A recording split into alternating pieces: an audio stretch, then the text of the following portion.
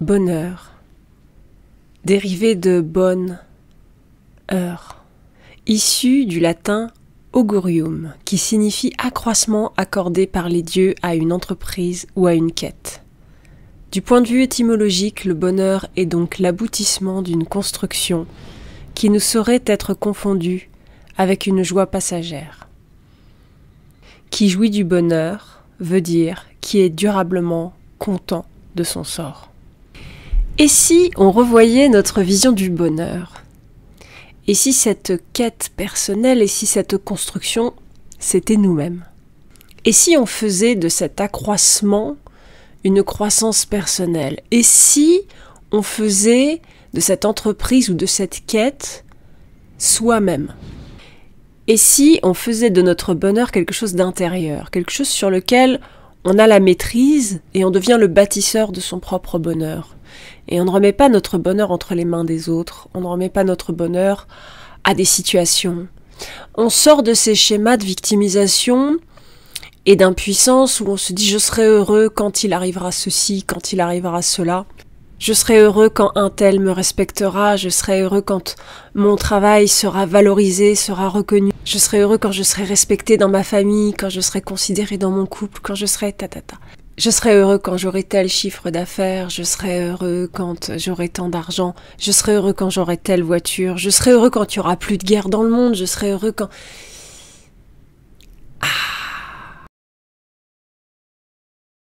Et si on reprenait tout ça à l'intérieur de soi ? Et si on construisait notre bonheur intérieur à travers notre lumière en prenant soin ? Et si on apprenait à maîtriser nos propres énergies pour que nos énergies, c'est-à-dire nos émotions, emotion, énergie en mouvement, que nos émotions soient stables, agréables, quoi qu'il arrive. Et si on devenait maître de ce que l'on ressent, c'est-à-dire de nos interprétations des situations. Et si on se disait que les situations n'ont pas le pouvoir sur nous, mais que nous avons le pouvoir sur nous. J'ai le pouvoir sur moi et mon âme, et mon corps, et mon esprit, on doit travailler ensemble. Et c'est ça finalement la relation que je cherche à améliorer dans ma vie. Et ça va découler sur toutes les autres relations de toute façon, donc pourquoi ne pas aller travailler sur la source ? Je vais décrypter un petit peu la méthode que j'enseigne dans une formation qui s'appelle Artisan de lumière. C'est une formation que j'ai faite l'année dernière et dans laquelle je donne des clés. Et je vais les partager dans cette vidéo. D'être l'artisan de sa propre lumière, c'est-à-dire l'artisan de son propre bonheur et de sa propre relation avec soi-même et avec son âme. Ne pas attendre que le monde nous dise qu'est-ce qu'on doit faire, quelle est notre place, qu'on soit validé, qu'on soit rassuré, qu'on soit respecté, qu'on soit aimé. Tous ces besoins-là sont des besoins intérieurs. Si on ne sait pas se les donner soi-même, on ne peut pas l'attendre du monde en fait, parce que quelque part, c'est comme si on remettait notre plus grand pouvoir entre les mains de quelque chose qui est en constant changement. La seule chose sûre et stable dans le monde, c'est le changement. Le monde est en perpétuel changement. Rien n'est éternel. Tout peut changer à tout moment. Et du coup, vous voulez mettre votre bonheur, votre validation, le fait de vous sentir respecté, de vous sentir aimé entre les mains de ce changement perpétuel qui est incontrôlable. Voilà, c'est compliqué. Dans Artisan de lumière, vous apprenez à être en paix dans le chaos et à trouver la paix dans le chaos parce que vous savez sur quoi vous avez le contrôle. Vous savez sur quoi vous pouvez travailler et vous savez sur quoi se concentrer pour que le monde, votre monde, et pas le monde justement, votre monde change. Parce que votre monde change quand vous changez votre vision du monde. Et changer sa vision du monde, c'est être maître de son propre regard. De ses yeux, mais aussi de ses interprétations, de ses jugements, et finalement de se laver, nettoyer de cette ancienne façon pessimiste de voir les choses, de cette ancienne façon victimaire de voir les choses, de cette ancienne façon contrôlante de voir les choses, et devenir un peu plus chaleureux envers soi-même et envers le monde que l'on construit, parce que nous recevons bien entendu les informations du monde, mais nous ne nous rendons pas compte que nous sommes aussi des projecteurs sur le monde. Le monde est un écran. Tout ce que tu vois autour de toi, c'est un écran. Et c'est toi qui projettes des images sur cet écran, qui va faire que ce que tu vois, ça va être positif ou négatif à tes yeux finalement. L'information est à base beaucoup... Alors il y a une vidéo et un audio par jour, à peu près, c'est à peu près ça. Donc une petite vidéo où j'explique la théorie et un audio où vous partez en méditation, où bien sûr les 2 premiers jours je vous apprends la méditation, et vous avez juste à vous laisser guider par l'audio et à rentrer complètement dans cette façon d'être en connexion avec votre lumière. Déjà, sur la première semaine d'Artisan de Lumière, on travaille sur le fait de découvrir sa lumière, c'est-à-dire de découvrir ses potentialités, de découvrir sa propre guidance, de découvrir sa sagesse, et de se dire « Waouh, j'ai ça en moi, pourquoi je l'écoute pas ?» Voilà, et ça serait bien que je l'écoute. Donc ça, c'est vraiment un moment important, et de comprendre aussi les promesses de notre lumière, parce qu'il y a quelque chose en nous qui nous veut du bien. Il y a quelque chose en nous qui a de l'espoir, et c'est pas un espoir vain et un espoir décevant, non, non, non. On parle d'un espoir vis-à-vis de soi-même et pas vis-à-vis de l'extérieur, donc c'est quelque chose qui nous drive. Notre lumière, elle aspire à devenir la meilleure version de nous-mêmes. Et la meilleure version de nous-mêmes, c'est une version de nous-mêmes qui est en pleine possession de ses moyens. Donc, qui a confiance en elle-même, qui a confiance en la vie, qui a confiance dans sa lumière, qui s'écoute, qui s'aime, qui prend soin de soi, qui prend des décisions, même quand c'est difficile, parce que finalement, comme elle se sent solide, cette version de nous-mêmes, elle n'a pas peur que les situations extérieures deviennent compliquées, elle n'a pas peur du conflit, elle n'a pas peur de tout ça, puisque elle est dans sa lumière. Et c'est pas le conflit, ou c'est pas les tensions, les jugements, ou le chantage affectif, ou les violences psychologiques qui vont déstabiliser une version de nous qui est dans la lumière. Et notre lumière aspire à ça, cette fusion entre nous et la lumière. Et donc on découvre ça. Le jour 1, on découvre en méditation qu'est-ce que c'est que la lumière. Okay. En jour 2, c'est vrai qu'on a l'astrologie chinoise qui nous permet un petit peu de mieux comprendre notre énergie profonde au niveau de la lune, parce que l'astrologie chinoise est basée vraiment, le calendrier est basé sur la lune, et donc l'astrologie chinoise également. Donc on est sur l'énergie de l'âme. La sécurité, ça c'est le jour 3. Comment voyager en toute sécurité? Et là on va comprendre que la lumière se protège elle-même. La lumière n'a pas besoin de protection. On va travailler sur le syndrome du sauveur finalement, et de la victime. Quand on est victime, on cherche un sauveur. Alors, déjà c'est une bonne chose de se dire c'est ma lumière qui va me sauver. Bon, très bien. Sauf que le jour où vous êtes dans votre lumière, vous devenez votre propre sauveur. Normalement, jour 3, on commence à en être là. Je suis mon propre sauveur puisque je connecte avec la lumière en moi qui me guide et qui me dit ce qu'il faut que je fasse pour bien me protéger et pour faire les bons choix pour ma propre vie. Sauf qu'une fois que vous êtes dans votre lumière, vous n'avez même plus besoin d'être sauvé puisque vous êtes sauvé. Pour ceux qui s'intéressent au christianisme, c'est un peu ce que Jésus essaye d'expliquer quand il dit qu'il est le sauveur. Il est le sauveur parce qu'il incarne sa lumière. Et nous sommes capables de devenir des sauveurs dans le sens où nous incarnons notre lumière. Et le jour où on incarne notre lumière, on n'est même plus un sauveur, on est sauvé. Voilà, on est sauvé. On est sauvé parce que la lumière se protège elle-même, elle se sauve elle-même. Et donc du coup, il n'y a même plus d'identification au sauveur. Et donc il n'y a plus non plus les syndromes négatifs qui vont avec le sauveur. Le syndrome du sauveur, le problème du sauveur c'est quoi?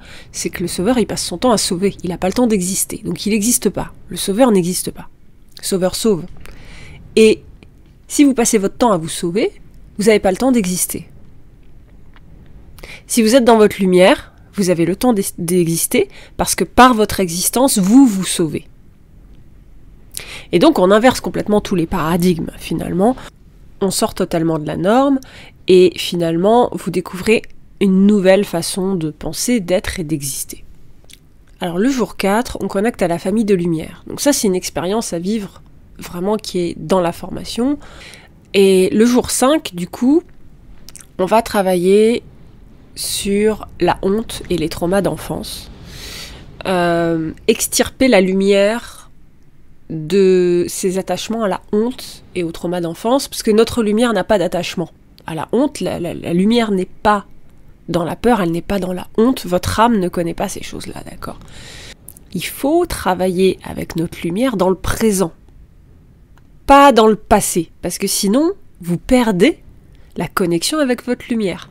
Et c'est votre moi du passé qui gère votre lumière. Et votre moi du passé, il est complètement traumatisé. Et votre moi du passé, il n'est pas apte à utiliser la lumière pour votre moi du présent. Donc pour améliorer votre vie dans l'instant.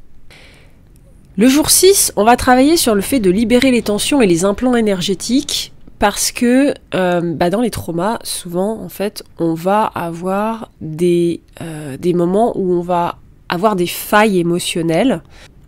Ce sont des moments où on est extrêmement vulnérable et où il peut y avoir finalement ce qu'on appelle des parasites énergétiques, voilà, qui vont se greffer à nous.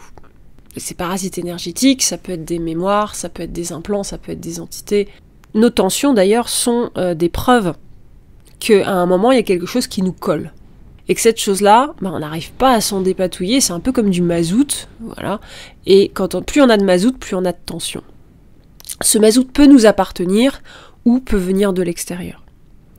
Et donc on va voir comment se libérer énergétiquement à travers une méditation en mouvement.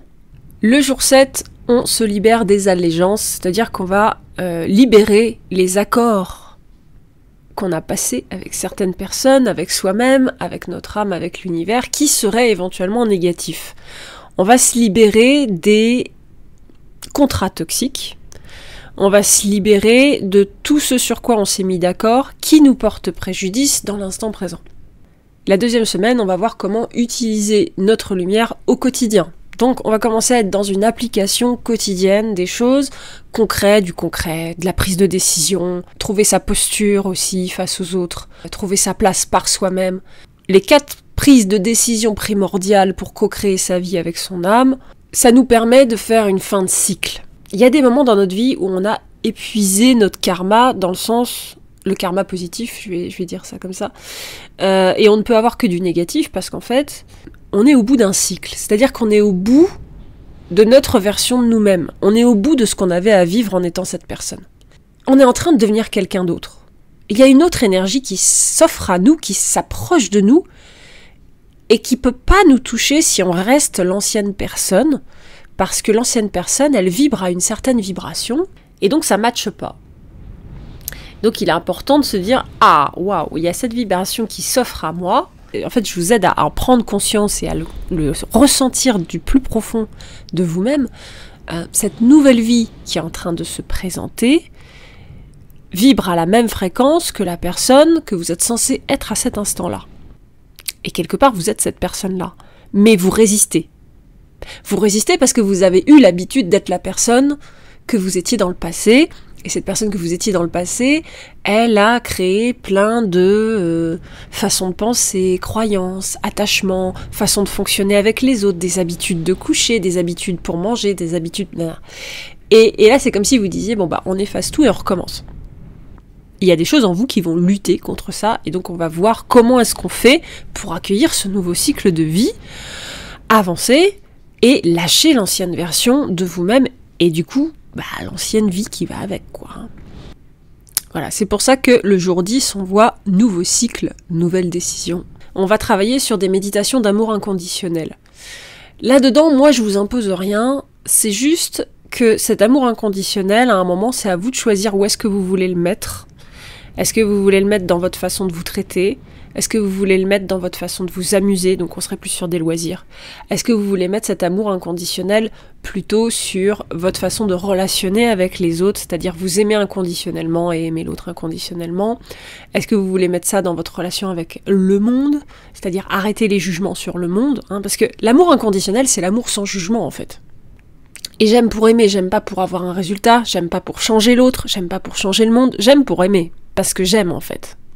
La posture du guerrier Shambhala, finalement, c'est une posture de courage. On est sur le fait d'assumer ce qu'on ressent, assumer notre façon d'aimer, nos besoins, la façon dont on veut exister dans le monde, assumer le monde idéal que l'on porte en soi, et comment est-ce qu'on peut le projeter sur le monde sans faire plier le monde, donc dans l'amour. Alors le jour 12, on va travailler avec Shiva justement, qui est la déesse de la destruction, et de la création. Elle crée et elle détruit. Donc, pour détruire un ancien cycle et créer un nouveau, c'est assez logique. Et on va beaucoup travailler du coup sur le yin-yang, puisque Shiva est également une représentation du masculin et du féminin. Ça va permettre du coup de se préparer le terrain pour que le jour 13, on puisse aller travailler sur votre arbre de vie. Et du coup, on va voir comment accueillir son printemps personnel. Tac, tac, tac. Ah oui, jour 14 aussi, on va réveiller l'énergie des 2 serpents, donc on va travailler sur la Kundalini. Cette Kundalini, elle est importante parce que ce sont ces 2 nerfs qui longent la colonne vertébrale, hop, et qui arrivent jusqu'à notre glande pinéale, et qui permettent du coup de faire circuler l'énergie entre le bassin et notre 3e œil. On reçoit des ressources par le bassin, et on les utilise et on devient un créateur par la glande pinéale. 3e semaine, la contemplation. Alors là, on va observer les changements dans notre vie. On va commencer à voir le positif.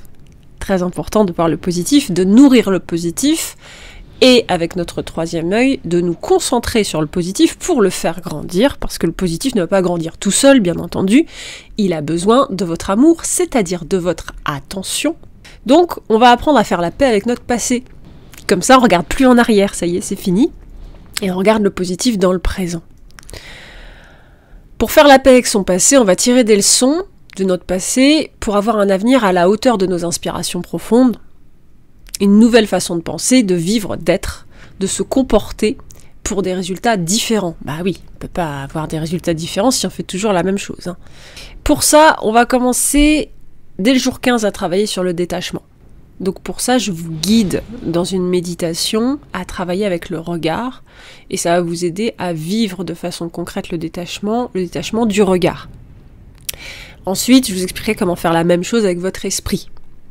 Le jour 16, vous apprenez à devenir maître de votre lumière, c'est-à-dire à la diriger, parce que comme vous maîtrisez votre regard, votre attention et que vous savez regarder avec détachement, vous savez envoyer la lumière au bon endroit. Donc c'est-à-dire vous savez faire grandir ce que vous désirez. Votre regard devient un faisceau laser en fait, pour faire grandir ceci ou cela. Bien sûr que nous on a notre propre lumière, ok, mais Gaïa, la terre, la matière a sa propre lumière, elle aussi. Et nous vivons dedans. Nous sommes baignés dans la lumière de Gaïa.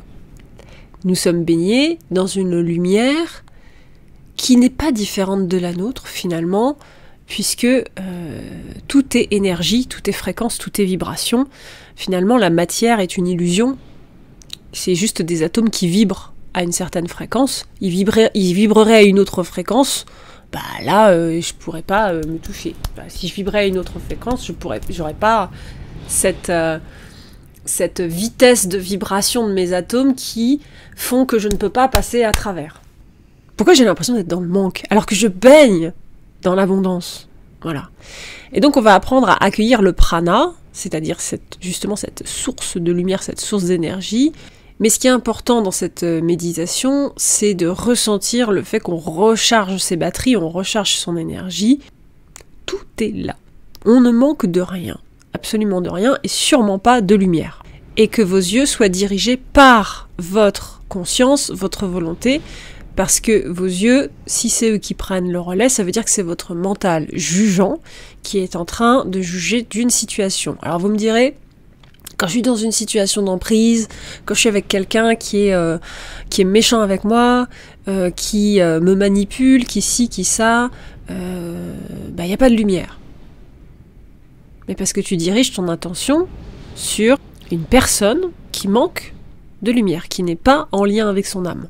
Tu fais grandir l'importance de cette personne dans la situation et dans ta vie. C'est vrai que c'est un effort ce que je vais te demander là, mais si tu te concentres sur autre chose, si tu te détaches de cette personne, si tu lui donnes moins d'importance et que tu regardes autour de toi, tu verras que, peut-être par la fenêtre, tu peux voir le soleil. Peut-être que tu peux te rendre compte qu'il y a des sensations agréables de tes vêtements sur ton corps. Peut-être que tu peux te rendre compte que l'air est frais et c'est agréable aussi. Et peut-être qu'à ce moment-là, tu pourras effectivement te remettre en conscience et voir que cette personne n'aura d'importance que si tu lui en donnes. Et que finalement, c'est à travers le fait d'attirer le regard et d'impressionner les autres que cette personne a la sensation d'avoir du pouvoir. Le jour 19, on a une méditation que j'affectionne particulièrement, la richesse par le cœur. Alors la richesse, c'est pas l'argent. L'argent est une forme de richesse. Mais la richesse, c'est pas ça. La richesse, c'est se sentir riche. C'est se sentir en abondance. On peut se sentir riche de joie. On peut se sentir dans la richesse des relations. La richesse est un sentiment. Je me sens riche ou je me sens pauvre.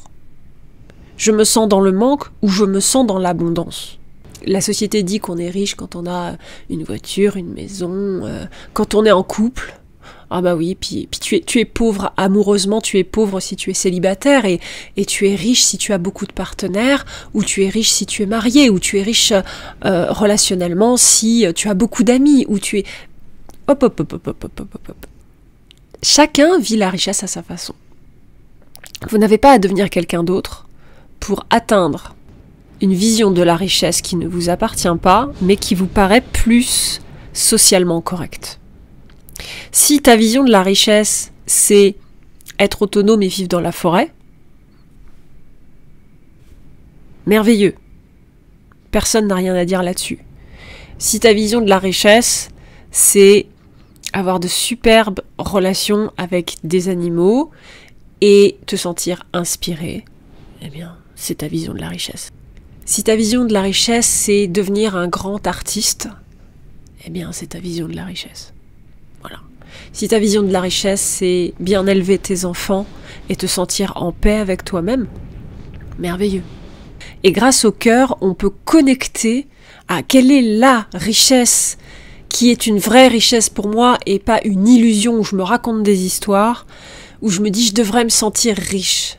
C'est pas parce qu'on a l'impression d'être riche qu'on a la sensation d'être riche. La richesse, c'est vraiment un sentiment intérieur. Et s'il n'est pas là, moi je vois des gens, ils ont de l'argent, ils ont du fric, ils ont de la réussite, tous leurs projets fonctionnent, machin.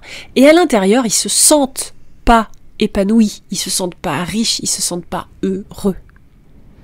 Parce que il manque quelque chose à leur richesse, ils se sont menti sur leur vision de la richesse, ils ont porté allégeance à une vision de la richesse standardisée et stéréotypée qui n'est pas la leur. Le cœur est dépourvu de tout stéréotype, de toute croyance, de tout jugement. Le jour 20, on voit en méditation la manifestation de ces désirs. Comment est-ce qu'on peut manifester nos propres désirs ? Je fais avec les mains, manifester, je fais avec les mains. Et donc les mains, n'oublions pas, sont le prolongement du cœur. Mais vous avez vos mains qui sont là. Ça, ce sont les mains de matière. Nous avons également un prolongement de nous-mêmes. Nous avons des mains énergétiques. Toutes les couches de nos mains ne sont pas forcément visibles. Le jour 21, on travaille sur le nirvana. Quelle est ma vision du nirvana ? Qu'est-ce que le nirvana ? Et comment accueillir cette flexibilité d'esprit et cette flexibilité dans la vie qui fait qu'on ne s'accroche pas sur ce qui ne nous ressemble pas. On va travailler sur le fait de ne plus être en résistance, de ne plus résister, donc de ne plus être contre quelque chose. Quand on est contre quelque chose, on donne beaucoup d'énergie et de pouvoir à cette chose et on la fait grandir, malheureusement. Et oui. Donc plus vous êtes contre quelque chose, plus vous le faites grandir dans votre vie. on revient sur la loi du détachement à travers la flexibilité, à travers l'énergie de l'eau. Comment être flexible à l'extérieur sans se dénaturer à l'intérieur? C'est le travail du jour 21, du dernier jour. Alors si tu as des questions sur ces sujets-là, n'hésite pas à me les écrire dans les commentaires. Je serais ravie d'en discuter et puis ça me permettra éventuellement de faire un deuxième volet à cette formation parce que je pense que ça mériterait un niveau 2 pour toutes les personnes qui ont fait déjà cette formation et qui veulent aller plus loin. Bon, tu as toutes les informations pour pouvoir me contacter. J'ai mis mon site web, le lien vers les formations, le lien vers le podcast Glitch si ça t'intéresse de trouver ta place en tant qu'atypique dans ce monde normé. Et voilà, t'as tout. Donc on va s'arrêter là. Voilà, c'était Diane Série. Bon, sinon il y a Chapi qui fait la gueule. Chapi. Non, bah il s'en fout. On n'aura pas la participation de Chapi pour aujourd'hui. N'est-ce pas? Bon, bah tant pis. Allez, ciao!